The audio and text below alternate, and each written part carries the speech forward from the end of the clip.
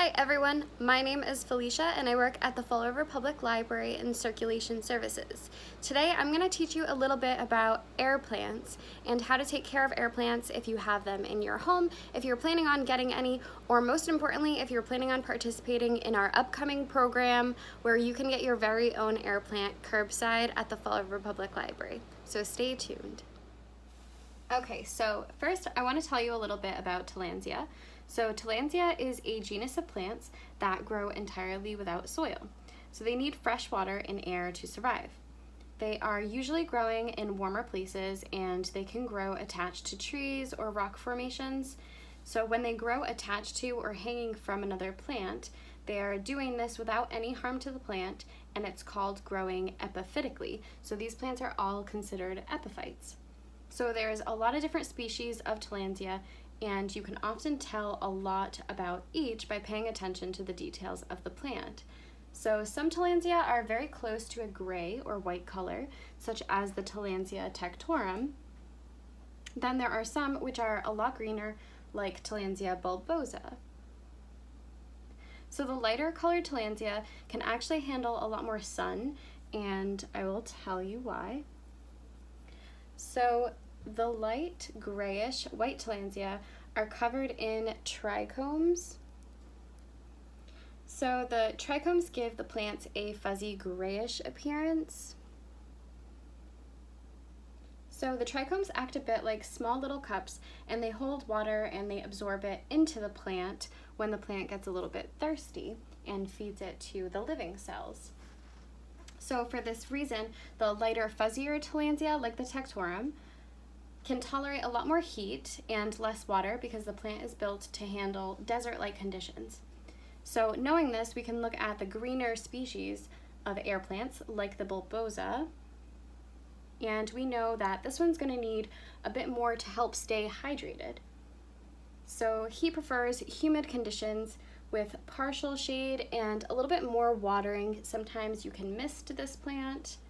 He just likes more humid conditions. So you could keep this one outside near your bathroom if there's enough sun, and it does prefer partial shade so that the leaves do not get burnt.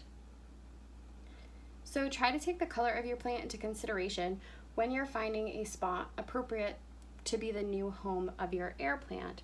So there are some mid-range plants. So it goes from a grayer to kind of a little bit greener, and then dark green.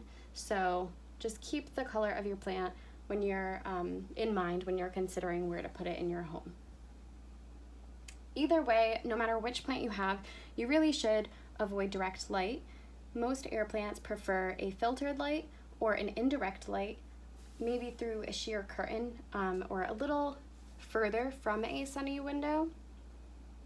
So the leaves of the air plants can actually burn pretty easily or brown if they are exposed to too much sun, which can damage the leaves, and you will see evidence of that on the leaves. It looks like little brown spots. So if you do see that, take your plants a little further away from the light.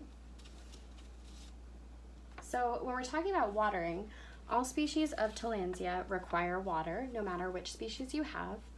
Most are on a weekly basis, but it does depend how you choose to water your Tillandsia. So you can do one of two things. You can mist your plants with a spray bottle, so that would entail spraying the leaves completely, or you can dunk them. So you would just take a bowl of water like this and dunk your plant. So some Tillandsia would be better to mist, like the tectorum, as she doesn't need quite so much water at once, whereas some may enjoy to be dunked and to let sit in the water for about an hour or so to absorb as much water as possible, like the bulbosa. So keep in mind, if you're misting your air plants with a spray bottle, you do want to mist them more frequently, possibly 3 times a week, maybe even daily if your house is very dry. So if you are dunking your plants, they may be able to go a little longer without watering. So you do want to err on the side of caution because it's easier to kill an air plant by overwatering than it is by underwatering. So a clue that your air plant is a little bit thirsty and is asking for water is if the leaves start to curl, or sometimes the tips will brown. So when it comes to watering, Tillandsia love rainwater, as this is the most natural form of nutrients they can receive. It's most like what they would get in the wild, and they receive their nutrition from the rainwater. So if you are unable to collect and store rainwater, pond or tap water is definitely second best. Just be sure it's room temperature because they can get shocked from the cold. You don't want to use something like distilled water because distilled water actually has no nutrients for these plants to absorb. So the most important part of watering air plants, and I can't say this enough, is making sure that they are completely dry within 5 hours.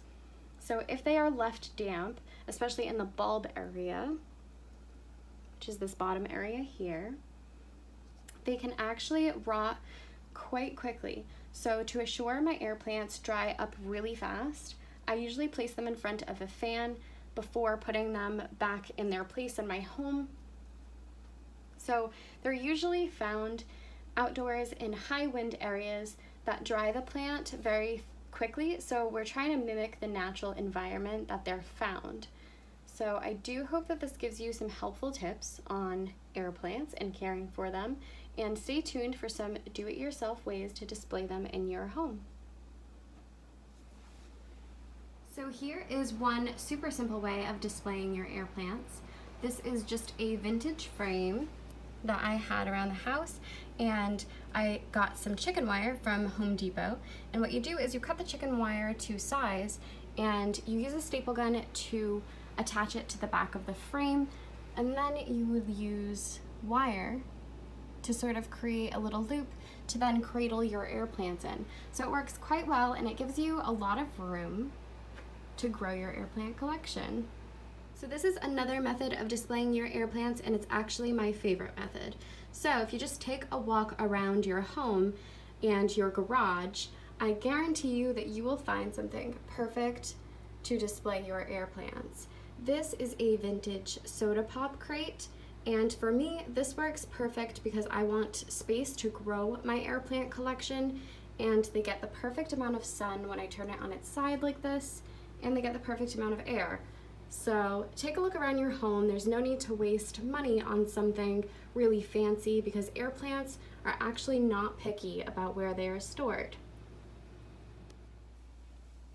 So these are just a few species of air plants that I have in my own personal air plant collection. So I hope you enjoyed this video.